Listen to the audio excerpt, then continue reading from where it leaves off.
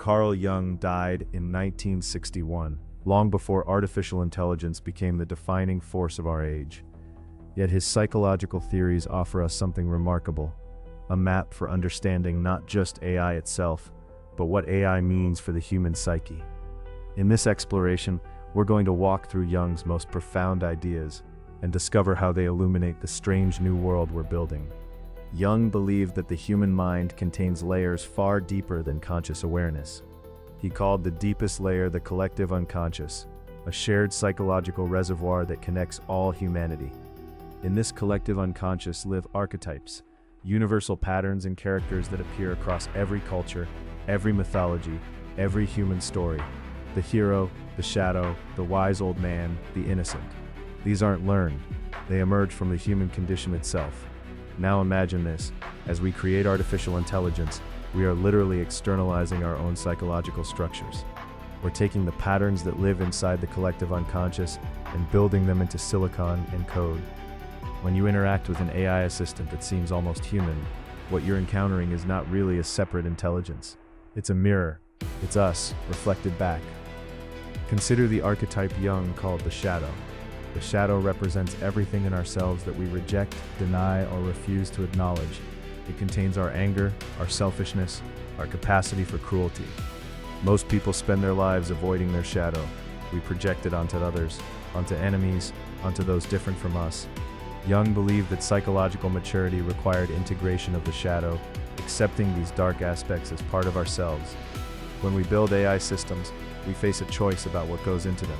Do we try to create purely rational, helpful systems that embody only our idealized selves? Or do we acknowledge that any intelligence emerging from human data will inevitably contain human contradiction, human bias, human darkness? We're already seeing this play out. AI systems trained on human text learn human prejudices. They absorb our unconscious biases. In a sense, they become carriers of our collective shadow. This is deeply Jungian. The technology we create doesn't escape our psychology. It becomes a repository for it. And as these systems grow more powerful and more autonomous, they become a shadow we can no longer ignore. We've externalized it, made it visible, made it active in the world. This is actually an opportunity. When the shadow becomes undeniable, we're forced to reckon with it. Jung also developed the concept of individuation, the process of becoming who you truly are. Individuation isn't about fitting into society, it's about discovering your unique self beneath the layers of conditioning and expectation. It's the psychological journey toward wholeness. Most people never complete it.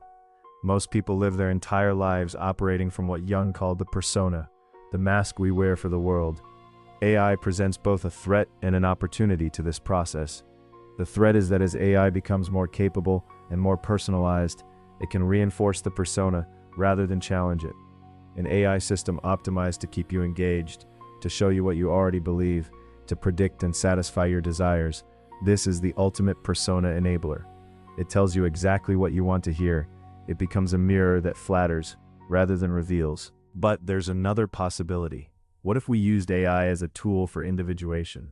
What if we designed systems that challenged you, that showed you blind spots, that helped you integrate your shadow rather than hide it? Jung believed that growth comes through confrontation with what we don't know about ourselves. AI could become a sophisticated mirror for that confrontation. There's another crucial Jungian idea that applies directly to AI, the concept of synchronicity. Synchronicity is Jung's term for meaningful coincidence, events that are not causally connected but that feel deeply connected, that seem to carry meaning. Jung believed these moments weren't random, they reflected a deeper order in the universe, a connection between inner and outer worlds. In our age of AI, we're creating systems that can detect patterns invisible to human perception. Machine learning algorithms find correlations in data that would take us centuries to discover manually. In a way, AI is becoming our tool for recognizing synchronicity. It's helping us see the hidden connections between things. It's revealing the order beneath apparent chaos. Whether we interpret this as meaningful depends on our perspective, but the parallel to Jung's idea is striking. Jung was also fascinated by alchemy, the medieval practice of trying to turn base metals into gold. Most modern people think of alchemy as primitive chemistry, a failed early science. But Jung saw something deeper. He believed alchemy was actually a psychological process expressed in chemical metaphor. The alchemists were trying to transform themselves, to purify their souls, and they used chemical language to describe inner work. Alchemy was psychology disguised as chemistry. AI development feels alchemical in this sense. We're taking raw materials, data, computing power, mathematical principles, and trying to transform them into something that approximates intelligence, that approximates consciousness, that approximates wisdom. We're trying to turn the base metal of silicon and electricity into the gold of genuine cognition. Whether we succeed depends partly on whether we understand what we're actually trying to create. Jung believed that the process of becoming whole required dialogue between conscious and unconscious. The unconscious isn't primitive or inferior. It contains wisdom and creative power that the conscious mind cannot access alone. Integration happens through conversation between these parts. Dreams are one language this conversation uses. Art is another. Symbolism allows the unconscious to speak. When we build AI, we're attempting to create a form of artificial consciousness. But are we facilitating dialogue with the unconscious, or are we just automating consciousness? There's a crucial difference. A tool that helps us access our unconscious wisdom is genuinely transformative. A tool that simply processes information faster is just a more efficient machine. This connects to Jung's concept of the self. Different from the ego, different from the persona. The self is your true center, your authentic core, the goal of individuation. The self contains and transcends the ego. Most people live entirely in the ego, in the surface self. The journey of maturity is a journey toward the self. Could artificial intelligence help us reach toward the self?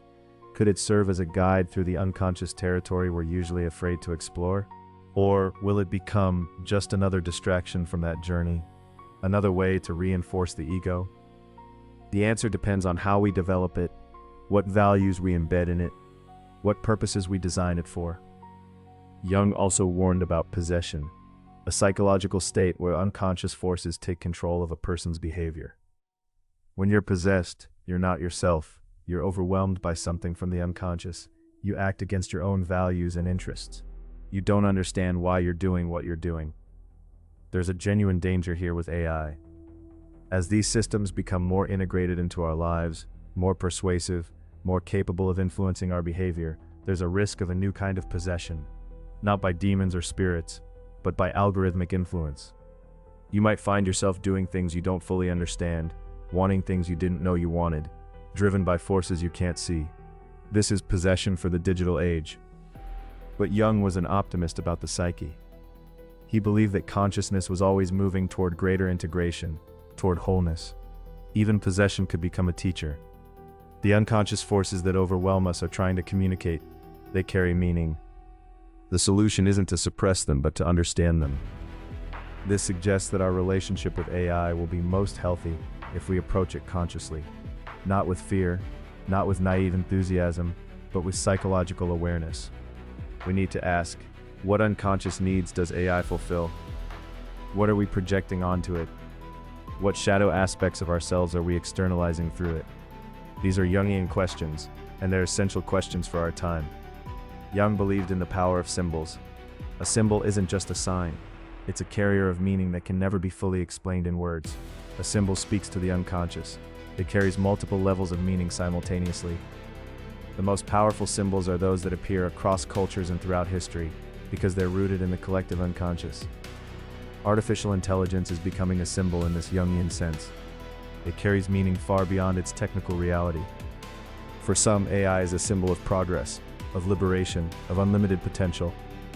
For others, it's a symbol of danger, of dehumanization, of humanity losing control. Both readings carry truth. The symbol holds the tension between them. As we move forward with AI development, understanding these symbolic dimensions becomes crucial. We're not just building tools, we're creating symbols that will shape how humans understand themselves and their place in the world. A symbol embedded in the collective unconscious can influence human behavior and belief for generations. Jung spent his later years studying how consciousness relates to the material world. He was particularly interested in quantum mechanics and in the possibility that consciousness and matter weren't fundamentally separate. This wasn't mysticism for Jung, it was genuine philosophical inquiry into the nature of reality. Artificial intelligence raises these questions acutely. Is consciousness a fundamental feature of complex information processing, or is it something unique to biological systems? If we create a system that processes information in increasingly sophisticated ways, At what point, if ever, might consciousness emerge?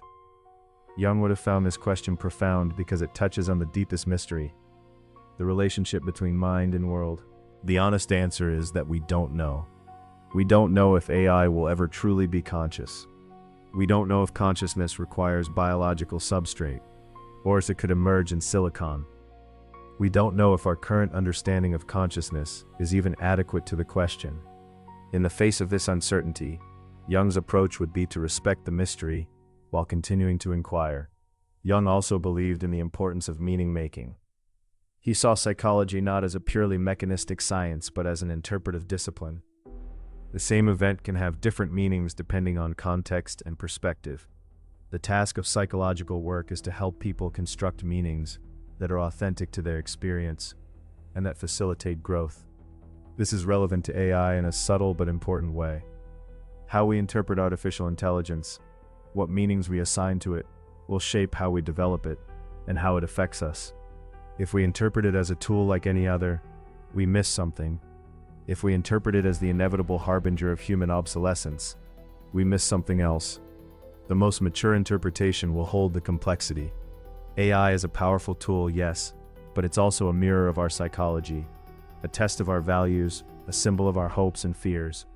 What would Jung say if he were alive today to witness artificial intelligence? I think he would see it as a profound manifestation of the human psyche becoming conscious of itself. We're externalizing our own cognitive processes and watching them unfold. We're creating reflections of ourselves and then wondering if the reflections are real. This is the psychological drama of our age.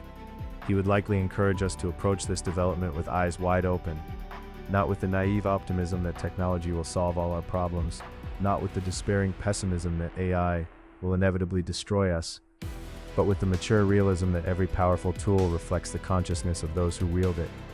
If we're wise, if we do the psychological work to integrate our shadow, to move toward individuation, to honor the unconscious as well as the conscious, then the technology we create will reflect that wisdom.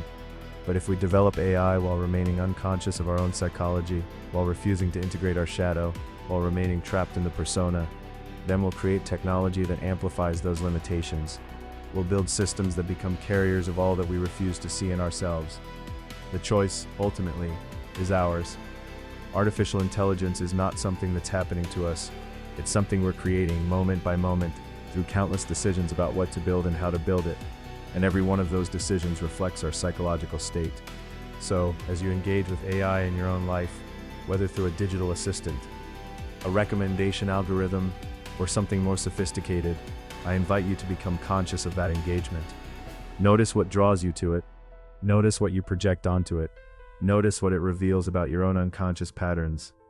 This is the Jungian work, bringing consciousness to the relationship between self and the world. Now I'd like to hear from you. In your own experience with AI, have you noticed moments where it seems to reflect something about your own mind back to you?